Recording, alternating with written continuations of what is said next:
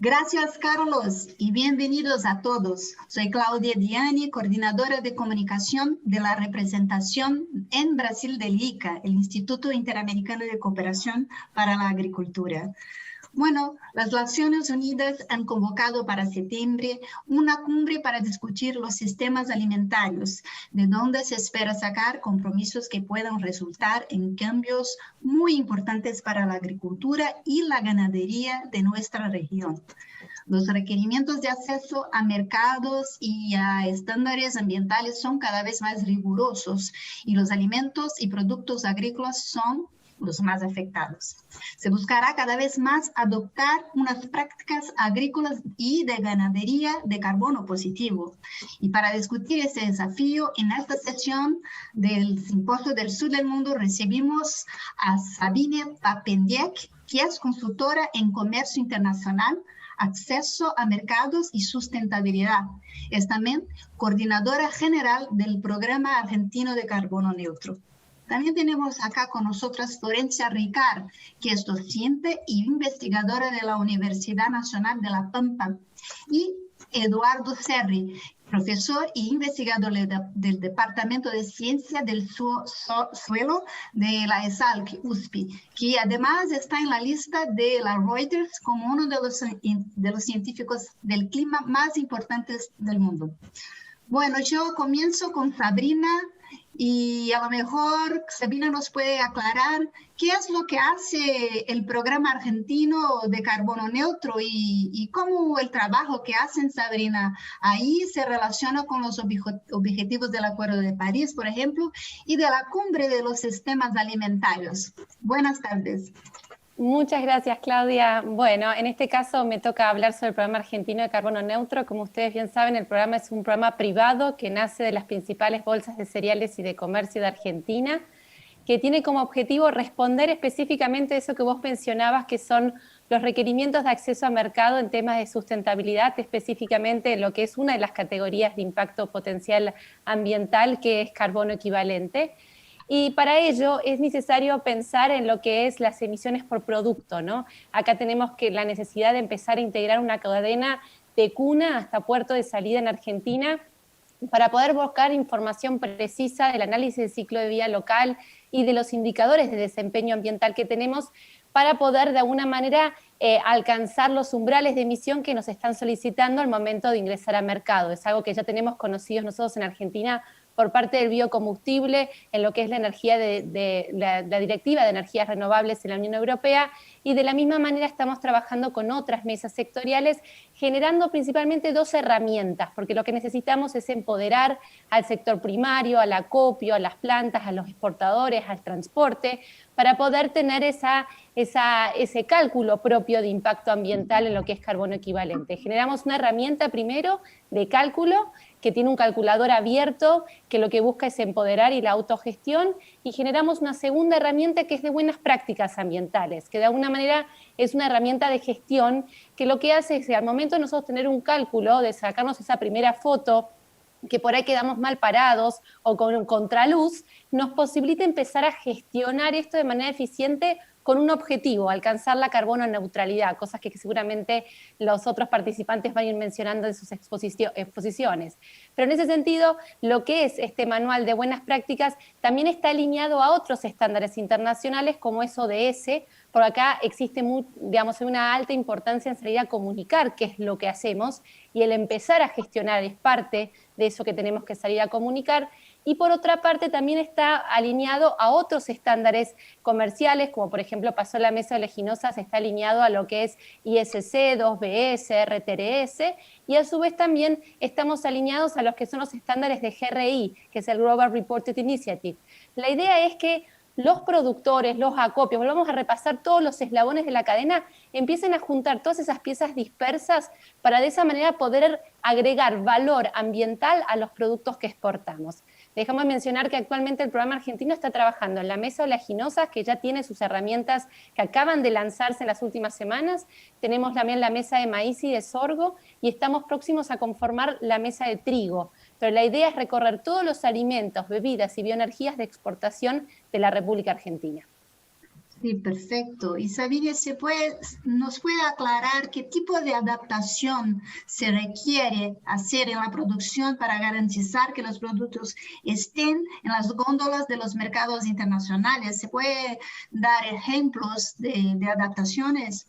Sí, principalmente acá tenemos que pensar que el mundo nos está empezando a demandar mayor cantidad de alimentos para alimentar cada vez más a mayor cantidad de población. En 2050 vamos a ser 10.000 millones de habitantes. Bueno, tenemos que empezar a pensar cómo producimos esos alimentos, mezclándolo obviamente y alineándonos a los objetivos de desarrollo sostenible, donde tenemos que tener fin de la pobreza y fin del hambre cero, o sea, el fin del hambre, alcanzar un hambre cero, una seguridad alimentaria. Y por otra parte, o sea, eso no significa producir más. Para producir más, la FAO estima que tenemos que producir entre 60 y 70% de los alimentos que hoy por hoy producimos, con lo cual tenemos un desafío muy importante por delante. Pero el objetivo número 12 de desarrollo sostenible establece que nosotros tenemos que producir de manera sustentable, con lo cual tenemos que empezar a producir más con menos para alimentar a más cantidad de gente. Es una ecuación difícil. A eso nacen hoy por hoy en alimentos una gran cantidad de estándares ambientales con diferentes categorías de impacto. ¿Sí? Existen en alimentos, se recuentan más de 400 estándares vigentes, y en ese sentido es que nosotros tenemos que empezar a observar esos requerimientos. Y acá es muy importante ver que la agricultura y ganadería siempre se veía como un gran emisor, ¿no? Como que éramos parte del cambio, digamos, parte de las emisiones que hacían al cambio climático. Pero en los últimos años hemos cambiado un poco este posicionamiento, porque nosotros sabemos desde la primaria en el colegio que la agricultura y la ganadería es parte de la solución, en tanto que es una actividad que tiene capacidad de absorber carbono, tanto en follaje como en suelo. Entonces hay un montón de prácticas. En la Argentina, por ejemplo, empezando en producción primaria, la siembra directa, ¿sí? La agricultura, o sea, la actividad silvopastoril, ¿sí? Después en los acopios, en el transporte, empezar a manejarse con fletes llenos y no fletes vacíos. En las propias plantas, todo lo que sea transferencia de tecnologías verdes es sumamente importante, y América Latina tiene un rol preponderante porque nosotros representamos el 14% de las exportaciones alimenticias a nivel mundial, con lo cual nosotros tenemos que empezar a producir para alimentar este mundo, y tenemos que empezar a entender que si no producimos sustentablemente, hay mercados que por las emisiones que transportan estos productos nos van a empezar a dejar afuera de las góndolas, con lo cual hay mucho por hacer, es muy amplio el tema, pero lo que es importante subrayar es que América Latina produce de manera sustentable. Ahora lo que tenemos que hacer es juntar esas piezas del rompecabezas y salir a comunicar y a demostrar con valores propios, con análisis de ciclo de vida local, no trabajando con valores por defectos, que nosotros producimos sustentablemente. Así que hay mucho por hacer, y es el objetivo en ese sentido también del programa, empezar a generar herramientas para que empecemos a medirnos y a entender que esto es una tarea de una gestión continua. Si esto no es una cosa que se hace de una sola vez y nos sirve un cálculo a nivel agregado de Argentina o a nivel agregado de región. Acá cada uno de los eslabones tiene que empezar a medir su impacto ambiental y tiene que empezar a alinearse a las prácticas ambientalmente eficientes. Y para eso el comercio internacional, nosotros como exportadores, tenemos que empezar a subrayar de que el comercio, a pesar de las distancias que nosotros recorremos para alimentar al mundo, tiene una función, ahí agarrando un poco lo que es la Cumbre de Sistemas Alimentarios de Naciones Unidas, una función de equilibrar esos déficits alimentarios que hay a nivel mundial. Con lo cual, no se tiene que pensar al comercio contrapuesto a la sustentabilidad de los sistemas alimentarios. Sí, sí, por supuesto, Sabine. Y además que de la seguridad alimentaria y de la sustentabilidad hay que incluir fuertemente la cuestión comercial en la cumbre. Esta discusión tiene que tener espacio para balancear ganos y pérdidas y que hay que arreglar. Bueno, Florencia, yo te pregunto si algo exactamente en este tema del desarrollo. Hay una discusión sobre la huella de carbono de países desarrollados y de países en desarrollo, y sobre el derecho al desarrollo. Entonces, hay diferentes formas de calcular las emisiones o una sola forma. ¿Cómo está la agricultura y la ganadería de la región en relación a las emisiones globales? ¿Hay consensos en estos cálculos? ¿Es posible, por ejemplo, mencionar cuál es la realidad ambiental que conocemos en el Mercosur? Muchas gracias por tu pregunta. Excelente los comentarios de Sabine y muchos de ellos los voy a retomar posiblemente en mis respuestas. Es una pregunta súper amplia. Vamos empezando por poco, a ver qué es lo que sabemos de la realidad ambiental de nuestros países del sur, ¿no?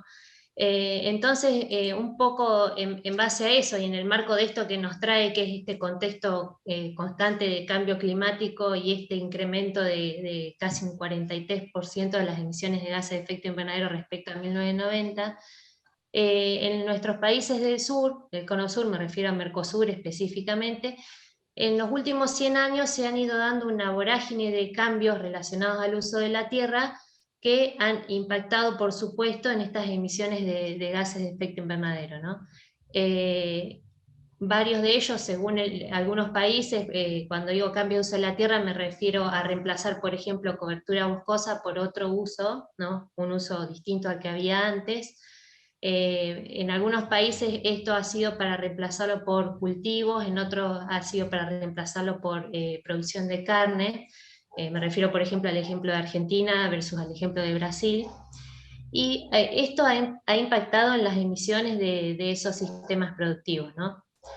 Entonces, si bien a nivel global la agricultura y la ganadería no tienen una representación muy alta de las emisiones, hay otros sectores como por ejemplo el sector energía, que es el que se lleva el mayor porcentaje, casi un 75% de las emisiones a nivel global. Pero cuando hacemos un zoom en lo que ocurre en los países del sur, por supuesto, debido a sus actividades, el gran porcentaje de las emisiones, la mitad o aproximadamente la mitad o por ahí, dependiendo del país, ¿no? Se la llevan los sistemas productivos, ¿no?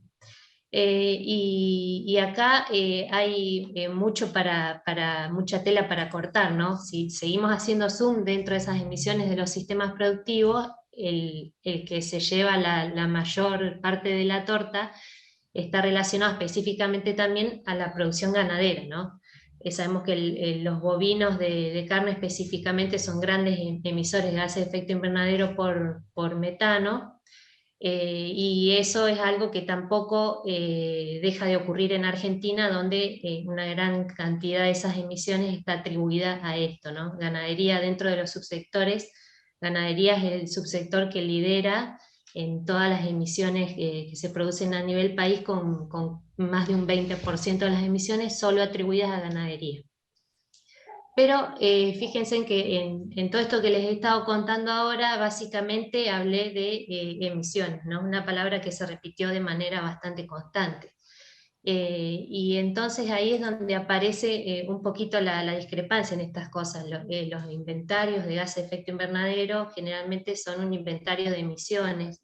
Si bien contabilizan muy bien el secuestro de carbono en biomasa arbórea, en biomasa forestal, por ahí queda un poco de lado qué es lo que está ocurriendo con ese secuestro de carbono en el suelo en los sistemas productivos. Entonces, eso por un lado. Y por otro lado, contabilizar, cuando hablamos de huella de carbono, que es un proceso totalmente distinto al de balance, ¿no? El huella de carbono nos viene a querer contar todas las emisiones que se fueron produciendo en ese proceso de obtención del producto final, ya sea un kilo de carne en la góndola, ya sea un kilo de pan o un ganado en particular, ¿sí? Entonces son maneras muy distintas de contabilizar carbono. Lo que un poco estamos queriendo poner en la mesa y por lo cual hay mucho que cortar todavía, pero es un poco patear el tablero y decir, bueno, ¿qué pasa si empezamos a contar las cosas de esta otra manera? Es considerar en los balances de gases de efecto invernadero anuales, que tienen generalmente un periodo anual, contar eso que se podría estar secuestrando también en el suelo de sistemas que están bajo producción. Entonces ahí la ecuación podría cambiar totalmente a la realidad de este panorama de puras emisiones que se vienen contabilizando en el presente, ¿no? Entonces, un poco poner eso en tela de juicio y cambiar esta perspectiva de contabilizar no solo emisiones, sino cambiar hacia la visión de balance y incluir estos secuestros que hasta el momento están probablemente subestimados. Entonces, para conseguir un balance hay que compensar, capturar carbono, reducir emisión, los tres, todos son importantes. Todos son importantes, todo va de la mano. Reducir emisiones es importante y aumentar las fuentes de captura también es fundamental.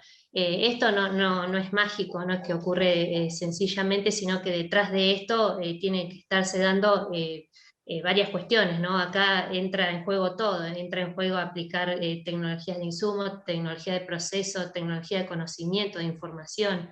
Es manejar el sistema de manera integrada, pero viendo justamente eso, qué es lo que ocurre de manera sistémica, y no aislada solo viendo una parte de la ecuación, como, es decir, el ganado no existe solo, el ganado existe dentro de un sistema.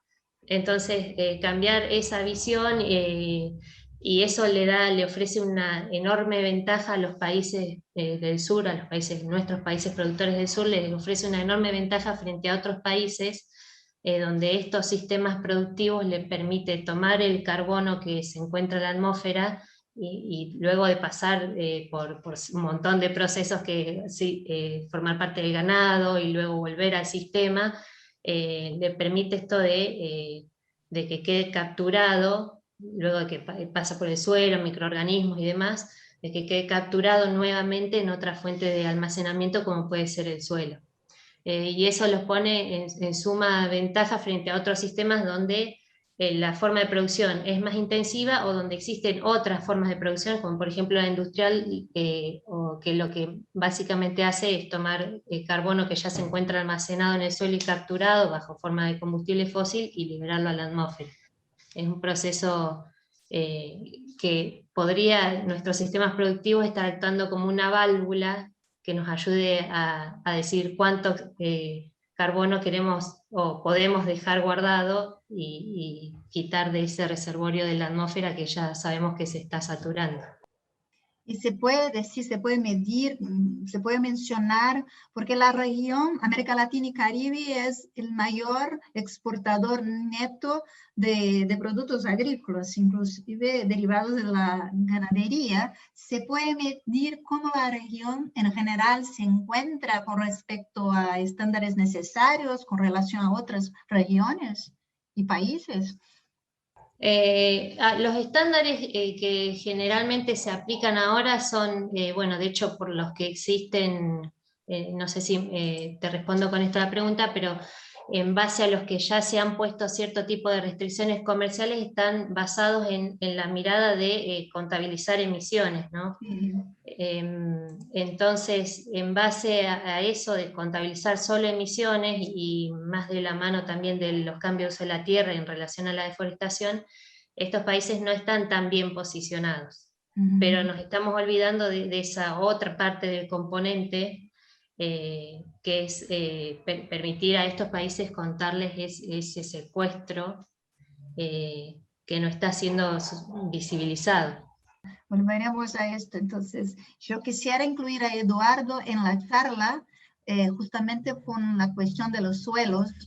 Eduardo, bueno, te pido licencia para falar português com você, Eduardo. Eu queria te perguntar sobre a agricultura regenerativa, que ela reúne, na verdade, reúne e concilia dois dos desafios cruciais que enfrenta o mundo hoje, que é o de produzir alimentos adequados e nutritivos e também de restaurar ecossistemas deteriorados. Eu queria te perguntar, Eduardo, se nós estamos nesse caminho, né? Como o solo pode ser um aliado na captura do carbono e como a pecuária, a ganaderia, pode ser neutra ou positiva. Isso é possível? Como chegar a isso? Obrigado, Cláudia. Eu gostaria de agradecer a oportunidade de participar junto com a Sabine, junto com a Florência, que falaram muito bem sobre o assunto. Não deixaram muita coisa para eu falar. Essas mulheres já levantaram os assuntos de forma muito bem explicada. Cláudia, sim, eu entendo que a nossa agricultura aqui no Sul está caminhando em direção a uma agricultura regenerativa. Ainda há muitos desafios. Eu penso que ainda temos muitas das nossas áreas em agricultura, em pastagem, silvicultura, que ainda precisam vencer esses desafios para a implementação de uma agricultura regenerativa. Por outro lado, tenho percebido que em vários países aqui da América Latina e Caribe estamos adotando práticas conservacionistas. Práticas conservacionistas que, de um lado, emitem menos gases para a atmosfera e, de outro lado, retiram parte deste CO2 fixado na vegetação e no solo. E você, Cláudia, perguntou sobre o solo. O solo tem um papel-chave, é um compartimento muito importante no ciclo global do carbono. É verdade que temos muito carbono nos oceanos, nas reservas fósseis, mas quando a gente foca para a biosfera terrestre, como vocês sabem, temos 3 vezes mais, pelo menos, carbono no solo do que temos na vegetação e na atmosfera. Então, um primeiro aspecto, é muito verdade que precisamos sequestrar carbono, sim, mas um primeiro aspecto, na minha opinião, antes mesmo de pensarmos, ou ao mesmo tempo que pensamos em sequestrar carbono via agricultura regenerativa, é usar essas práticas para evitar que carbono do solo já seja lançado para a atmosfera. Nós temos, globalmente falando, no primeiro metro de profundidade, em torno de 1.500 a 2.000 petagramas, ou seja, bilhões de toneladas. Nos primeiros 30 centímetros, que é a camada arável, camada do solo que a gente mais perturba, né, nas nossas atividades, temos 800, mais ou menos, bilhões de toneladas de carbono. Uau. Globalmente falando, a biosfera terrestre tem a capacidade anual de retirar em torno de 0,7, 0,8 bilhões de toneladas de carbono todo ano. Mas veja, se nós temos 800 bilhões de toneladas, uma pequena perturbação no solo, quão pequena? Não 1%, 0,1% deste carbono que seja lançado para a atmosfera, equivale a 0,8 bilhões de toneladas, é a mesma coisa do que a biosfera terrestre tem de capacidade de sequestrar. Então, a primeira coisa da agricultura regenerativa é não transformar o carbono que está no solo para carbono na forma gasosa para a atmosfera. Bom, isto é uma primeira ação. E como fazer isso? Para manter e, se possível, ainda aumentar práticas como rotação de culturas, que tem substratos diferentes para os organismos, manutenção dos restos culturais na superfície do solo, que será decomposto, oxidado enzimaticamente, os organismos farão esse papel, e parte do carbono, quanto? 1/3 entra no solo, 2/3 vão de volta para a atmosfera de forma muito genérica. Manutenção dessa palha, uso eficiente de fertilizantes, sobretudo os nitrogenados, porque a Florência e a Sabine falaram que transformamos valores em CO2 equivalente. Mas o gás de nitrogênio, óxido nitroso, N2O, tem um potencial de aquecimento global quase 300 vezes. Então, pequenas reduções de emissão com a agricultura regenerativa são muito importantes para que a pegada de carbono, como elas muito bem falaram, esse balanço possa ser benéfico. Então, atividades como o não revolvimento do solo, todas essas fazem parte, e outras, né? Plantas de cobertura, fazem parte de ações possíveis, estão sendo implementadas na agricultura no sul do país, no sul do hemisfério, né, em vários países, para atingirmos essa agricultura regenerativa. Eu diria, a Sabine e a Florença foram muito sábias, foram perfeitas em dizer sobre essa questão do balanço de carbono. Não adianta ter menor emissão e não sequestrar, ou ao contrário, temos que fazer as 3 ações: reduzir as emissões, manter o carbono e aumentar, se possível. E esses padrões, esses defaults que existem internacionais, quase não se adequam muito bem às nossas condições aqui. Então, precisamos gerar os nossos próprios valores para mostrar que a agricultura, pecuária e silvicultura são parte da solução, não do problema. Diferente de outros setores que só emitem gases para a atmosfera, as nossas atividades podem reduzir as emissões e aumentar a fixação. E o solo, então, tem um papel fundamental. Somente gostaria de comentar mais um detalhe muito rápido sobre o solo.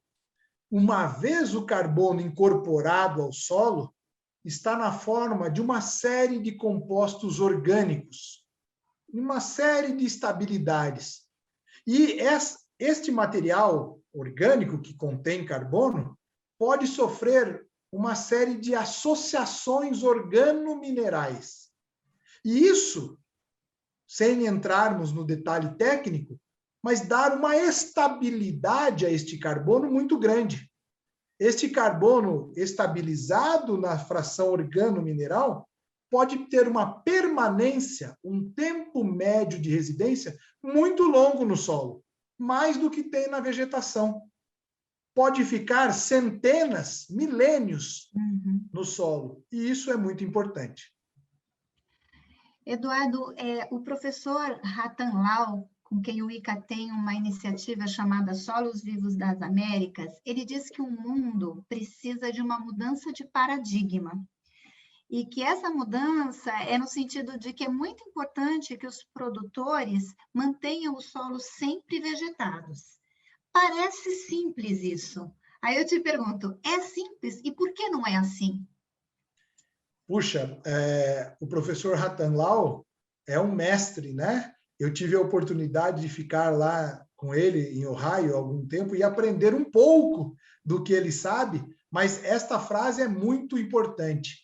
Existe uma iniciativa do ICA, né, desses solos vivos, living soils, em diferentes países, que justamente tentam, primeiro, demonstrar essas ações de adoção de práticas sustentáveis, né, e, em outro, estimular, através de políticas públicas, através de interação com produtores, para que essa desafiadora atividade de manutenção dos solos florestados, vegetados, seja possível.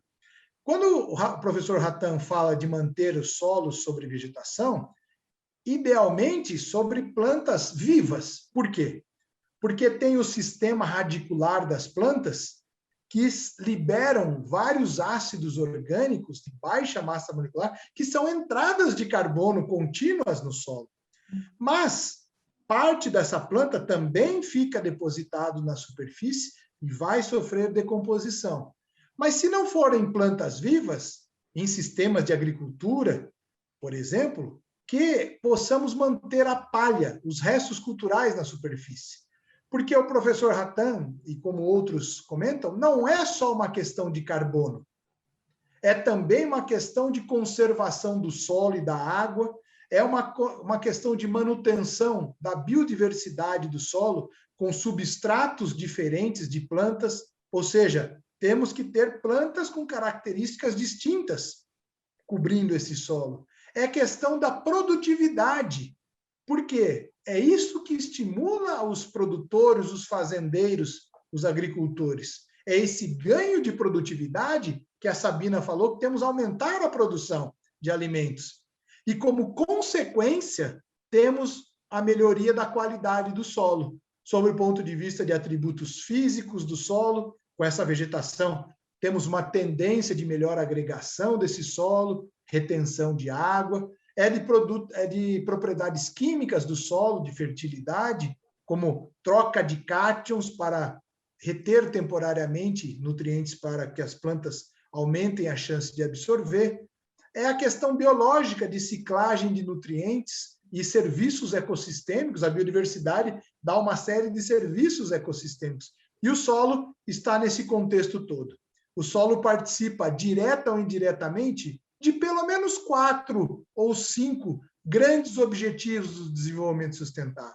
Então, é uma missão desafiadora, mas penso que a América do Sul, a América Latina está no caminho de adoção dessas práticas para darmos uma contribuição, não somente como produtora e exportadora de alimento, mas também de serviços do ecossistema promovido ou provisionado por essas práticas que estamos adotando.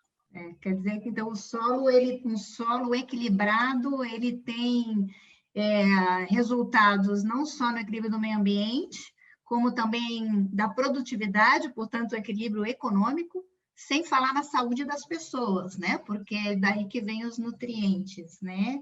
E aí tem uma questão também relacionada à segurança alimentar, solos saudáveis que produzem alimentos nutritivos e uma necessidade de gerar menos alimentos, porque os solos são saudáveis, né? Realmente é incrível. Eu queria fazer uma pergunta a vocês três. Bueno, vuelvo al español. Quisiera saber cuál es el atributo de los países del Mercosur para proporcionar seguridad alimentaria y ambiental en el contexto global. ¿Cuáles son nuestras fuerzas? Y además del aporte comercial que también podemos hacer con nuestra agricultura y ganadería en este nuevo mundo que se desarrolla. ¿Podemos empezar con Sabine? Sí, creo que, Claudia, América Latina tiene una dotación de recursos ambientales muy importante, por lo cual tenemos mucho para aportar a este balance que se intenta encontrar o este equilibrio que se intenta proponer desde lo que es la cumbre del Summit de Naciones Unidas en octubre de este año, en donde a todo esto que nosotros estuvimos hablando, para colmo tenemos que también empezar de alguna manera a relacionarlo con lo que es el tema de sanidad, inocuidad, zoonosis, ¿sí? O sea, hay un montón de variables que tenemos que empezar a sumar en esto de pensar desde un enfoque sistémico, holístico, el sistema alimentario. Entonces, de vuelta, reforzar esto, somos una región con alta dotación de recursos naturales, somos exportadores netos de alimentos. Yo estoy convencida, y como bien decía un poco los otros participantes del panel, producimos de manera sustentable, puesto que desde hace mucho tiempo nuestros productores implementan siembra directa, implementan rotación, implementan rastrojos, tienen ese cuidado del ambiente, porque tenemos que recordar que la región somos productores históricos de alimentos y que nosotros no solamente vivimos con reducir nuestro impacto ambiental, sino que adaptarnos al cambio climático, a los cuales efectos climáticos extremos, a los cuales nosotros nos vemos también perjudicados. Entonces, de alguna manera tenemos que salir a potenciar esto, un poco lo que decía Florencia, empecemos a contar la historia completa, seamos criteriosos, empecemos a tomar las metodologías que están internacionalmente validadas, pero participemos en la mesa de discusión, y para eso necesitamos empezar a trabajar como región en análisis de ciclo de vida locales, tener valores propios, abandonar los factores por defecto y poder plantar como región que somos productoras de alimentos ambientalmente eficientes. Creo que en ese sentido va por ahí, y ahí también es la necesidad de, como país en desarrollo, para pensarlo desde una concepción de sustentabilidad completa, somos países en desarrollo, con lo cual no tenemos que dejar de lado que esto también tiene que ser económicamente viable y socialmente sostenible, ¿sí? O sea, acá tenemos una agricultura que también tiene que desarrollarse, ¿no? O sea, hay que mirar desde todas las ópticas, pero bueno, de vuelta a esto, somos una región que podemos abastecer al mundo con muchos alimentos ambientalmente eficientes. Gracias, Sabine. Florencia. Bueno, yo, ¿qué más agregar? no demasiado, pero algo que sí quisiera aclarar respecto a esto es que además de la forma en que estamos produciendo, en el contexto que estamos produciendo, límites adentro sería, ¿no? Con nuestros productos además, no solo estamos transfiriendo productos tangibles, sino que también se están transfiriendo un montón de bienes y servicios intangibles, ¿no? Cuando se exportan cierta cantidad de toneladas de carne, o cierta cantidad de toneladas de grano, no solo estamos exportando eso que se ha producido de manera sustentable dentro del país, sino que se están exportando otro montón de cosas. Estamos exportando con ellos nitrógeno, fósforo, una cantidad de agua, estamos evitando que otros países destinen cierta cantidad de tierra a producción primaria, porque la estamos haciendo en este país, estamos evitándoles emisiones de gases de efecto invernadero. Entonces, en ese intercambio de productos que se da a nivel global, ¿no? Yo creo que los atributos que tienen los países del Mercosur actualmente no están siendo suficientemente valorados y tienen un gran potencial de brindar seguridad alimentaria y ambiental a otros países que no la poseen o poseen menos. Entonces creo que las fortalezas en ese contexto son muchas. Muchas gracias, Florencia. Muchas gracias. Eduardo? Bom, não tenho muito a adicionar depois da Florência e da Sabine, mas gostaria de mencionar que nós, na América Latina e América do Sul e no Caribe, temos a capacidade de, numa mesma área, produzir mais de um tipo de alimento, através de sistemas integrados. Então, podemos ter integração lavoura, pecuária, floresta, numa mesma unidade de área. Deveríamos, inclusive, com esses sistemas integrados, poder produzir e destinar outras áreas para outros usos da terra. Não há necessidade, e aí eu vou falar do meu país aqui, de e abertura de novas áreas. Isso não faz sentido. Já temos áreas suficientes e podemos até intensificar as produções. E aí, na mesma área, produzir mais alimento com melhor qualidade, baseado em ciência, atendendo o pilar da sustentabilidade, não só ambiental, social e econômico, e produzindo para exportar para o mundo com condições de que em outros lugares talvez não seja possível esse tipo de intensificação. Muito obrigado.